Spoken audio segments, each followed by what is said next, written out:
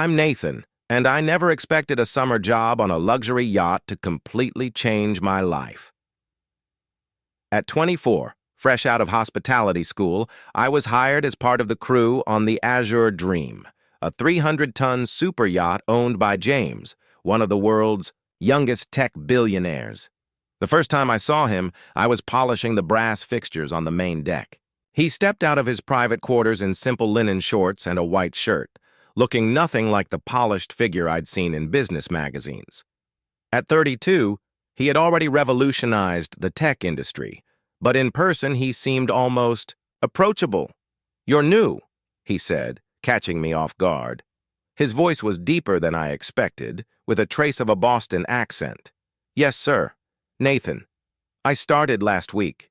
He smiled, and something in my chest fluttered. "Please, it's James. Sir makes me feel like my father." That was our first interaction.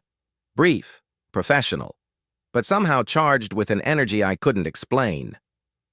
Over the next few weeks as we cruised the Mediterranean, I caught him watching me at times, when I served drinks by the pool or arranged flowers in the dining room. One evening, while I was alone in the yacht's library organizing books, he appeared.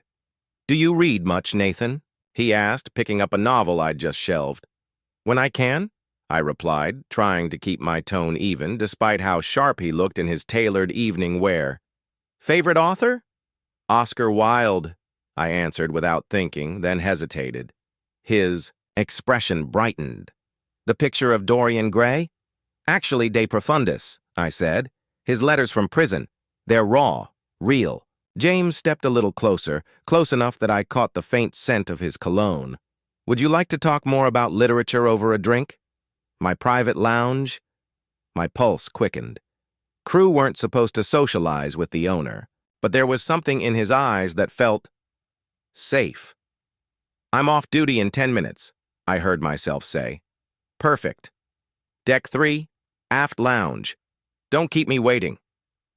Those 10 minutes crawled by. I changed out of my uniform into dark jeans and a blue button-down that brought out my eyes. When I arrived, James was there with 2 glasses of what looked like rare whiskey. The room was softly lit, with floor-to-ceiling windows framing the moonlit Mediterranean. "Tell me about yourself," he said, handing me a glass. "How does someone who loves literature end up working on a yacht?"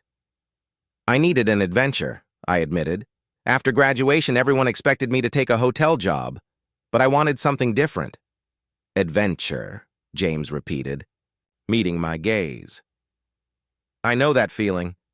It's what drove me to start my company at 22. We talked for hours. He was nothing like the media's image, not cold, but passionate, funny, and surprisingly grounded. He told me about his modest upbringing, the risks he took to build his company, and the difficulty of finding real connections when everyone seemed to want something from him. "It's lonely at the top," I said quietly. Half joking, I said, "It's lonely at the top?" "Incredibly," he replied softly, leaning in on the leather sofa. "Do you know how rare it is to talk to someone who sees me as a person, not a bank account?" The air between us felt charged.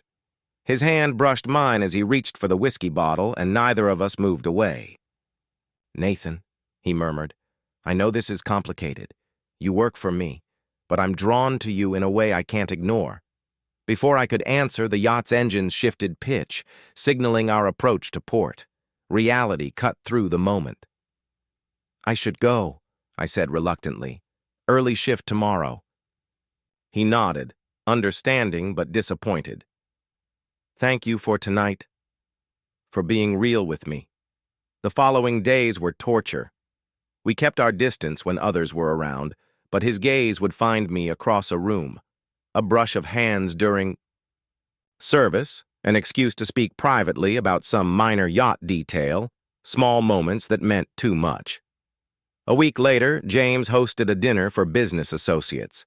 I was serving drinks when one guest, loud and entitled, began making inappropriate remarks.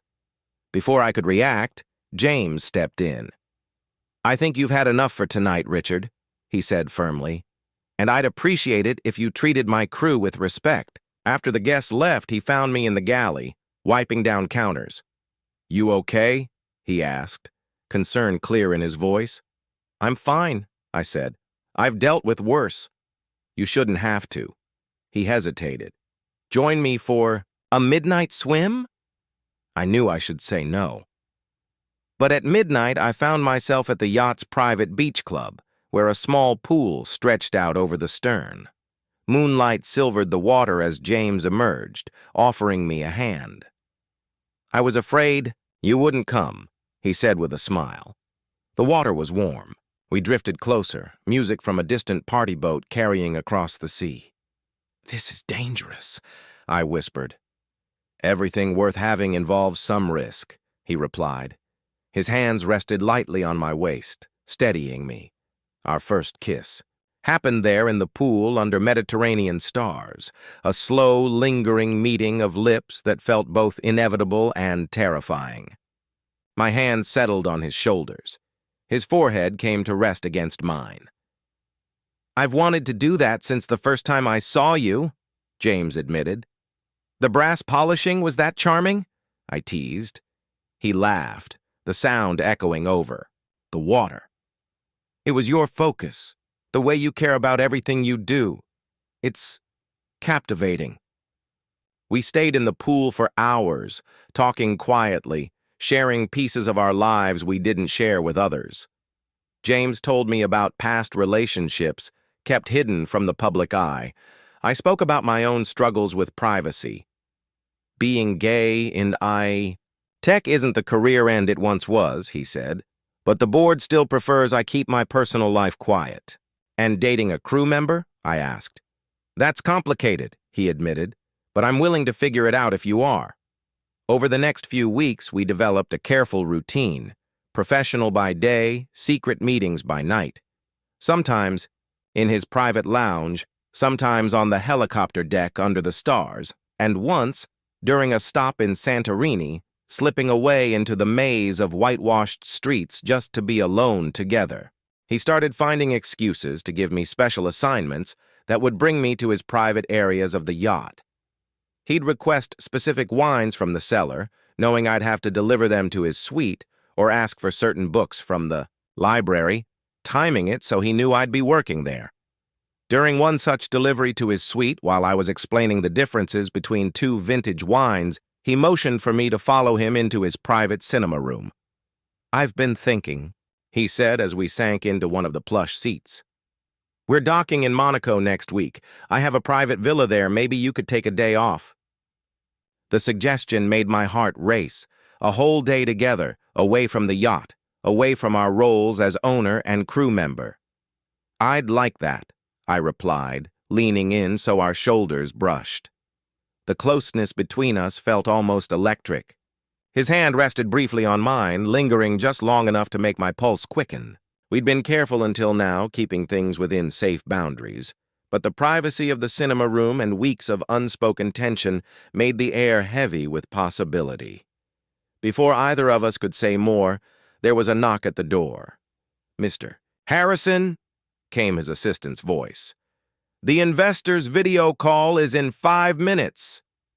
James sighed, running a hand through his hair.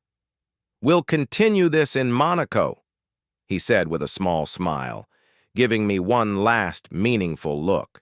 Before we returned to our roles, the Monaco villa exceeded every expectation.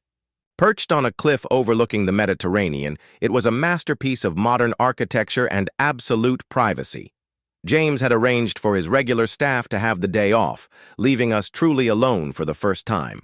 "Welcome to my actual home," he said, leading me through rooms filled with contemporary art and floor-to-ceiling windows. "The yacht is more for business. This is where I come to be myself." We spent the morning exploring the villa, its infinity pool, sunlit, terraces and shaded garden paths, talking in a way we never could on the yacht. With no interruptions, the conversation flowed easily, touching on dreams, past choices, and the strange balance between public image and private life. By afternoon, we were sitting by the pool, the Mediterranean stretching endlessly before us. He leaned back, studying me with an expression I couldn't quite read. "You know," he said quietly, "I want more of this. More time where we can just be ourselves." We cooked dinner together in his gourmet kitchen. Or rather, he cooked, and I tried not to ruin anything.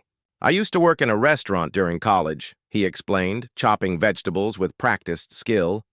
Later, we ate on the terrace, watching the sun sink into the horizon. The moment felt suspended in time, like the world had forgotten about us entirely. He wanted more time with me, more moments when we didn't have to pretend. "What are you suggesting?" I asked. He reached across the table, taking my hand. "Come work for me directly, not on the yacht, at my private office. We could be together openly, at least in my personal life." The offer stunned me. "James, that's too much. Too soon." His confident expression faltered. "No, it's just, I don't want people to think I gave you a job for personal reasons." "And what about your board, the media?" He squeezed my hand. "Let me handle that. I'm tired of hiding who I am and who I care about. Besides, you're more than qualified." Before I could answer, his phone buzzed, an urgent message from his assistant. Business was calling him back. That night, as we lay together, I realized I was falling hard for him. It wasn't about luxury or the thrill of secrecy. It was about James himself, the man behind the polished billionaire image. The next day, returning to the yacht felt strange. Pretending nothing had changed was harder than I thought. Still, life aboard carried on, though with hidden glances and quiet smiles. 2 weeks later, while docked in Capri, everything shifted. A paparazzo caught us on the terrace of James's villa. The photos weren't explicit, but the closeness was undeniable. They spread online within hours. By nightfall, headlines screamed, "Tech millionaire's private romance revealed." James called a meeting with his PR team, while I stayed in my cabin, phone buzzing non-stop. Hours later, he appeared in my doorway. "I'm sorry," he said, sitting beside me. "This isn't how I wanted our relationship to be known." "What happens now?" I asked. He smiled. "Now we stop hiding." He showed me his latest tweet. "Yes, I'm in a relationship. No, it's not anyone's business but ours. Please respect our privacy." I was stunned. "Just like that?" "Just like that," he confirmed. "The board can manage. My results speak for themselves." The weeks that followed were intense. I moved into his Monaco villa while his PR team handled the media. Some coverage was cruel, calling me an opportunist. Others praised his openness. Through it all, James stayed calm, never hiding but never turning it into a spectacle. When he gave a keynote at a major tech conference, he ended with a message about authenticity. Being true to yourself isn't just personal, it creates a world where everyone can do their best work without fear. The standing ovation wasn't just for his business insights. As attention faded, I began working in James's private office, managing his personal projects and charitable foundation, a role that challenged me while preserving my independence. 6. Months after the photos leaked, James took me back to that same terrace in Capri. As the sun dipped below the horizon, he dropped to one knee. "Nathan," he said, "these months have been the happiest of my life. Will you marry me?" "Yes," I whispered, pulling him into a kiss. The ring was understated but elegant, a platinum band with a line of black diamonds. Perfect. 6 months later, we married on the Azure Dream, the yacht where it all began, anchored off Santorini's coast. 50 guests joined us, close family, trusted friends, and colleagues who had supported James. The crew stood proudly, smiling. It was the perfect beginning to the next chapter of our lives. Many of whom had witnessed our love story unfold were given the day off and invited to attend as guests. I stood at the altar on the main deck, the setting sun painting the sky in shades of pink and gold, when James appeared looking devastating in his Tom Ford tuxedo. I felt tears well in my eyes.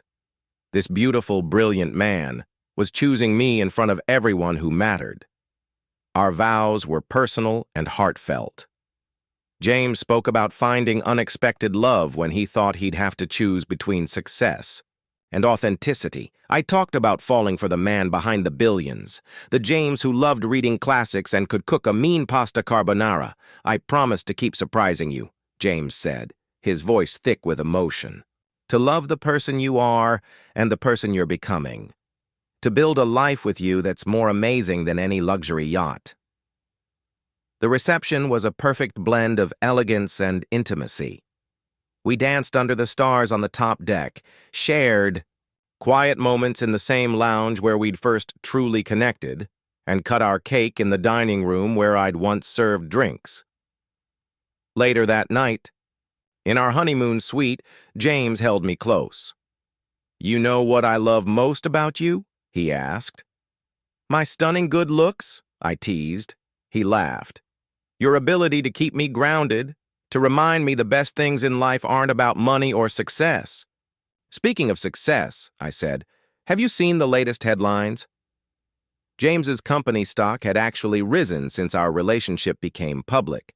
His openness had resonated with younger consumers and investors, and his leadership style had become a case study in modern corporate culture. "Who knew being true to yourself could be good for business?" he mused. We spent our honeymoon sailing through the Greek islands on a smaller, private yacht. Just us and a minimal crew. In those quiet days, we began mapping out our future.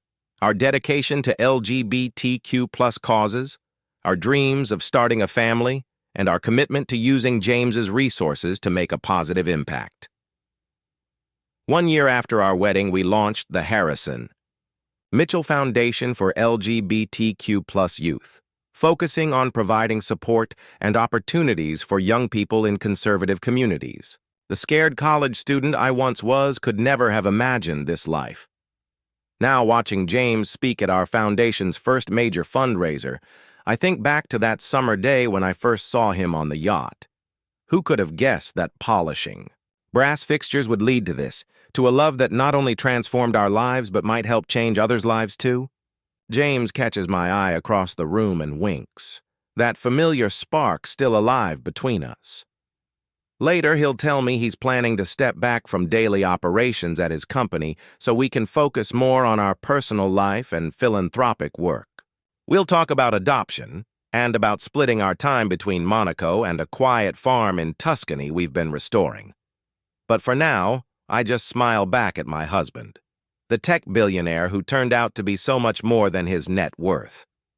Our love story may have started as a secret on a luxury yacht, but it has grown into something far richer, a partnership rooted in trust, understanding, and the courage to be ourselves.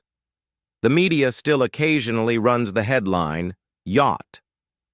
Worker marries billionaire," but they miss the real story. Two men who found each other despite the odds, who chose love over convenience, and who work every day to make the world a little more accepting for others like us.